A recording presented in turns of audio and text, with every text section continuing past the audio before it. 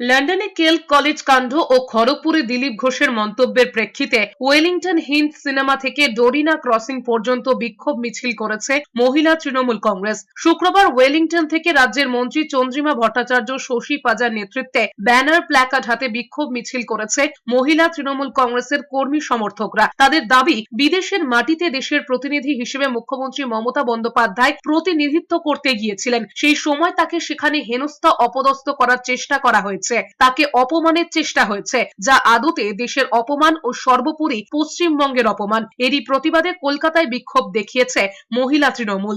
করে করেই তো ভাবছে মাটি পাবে, কিন্তু এই মাটি বিজেপির নয়, এটা এই বাংলার জনতা 11-এ দেখিয়েছে, 16-এ দেখিয়েছে, 21-এ দেখিয়েছে, আবার 26-এ দেখাবে।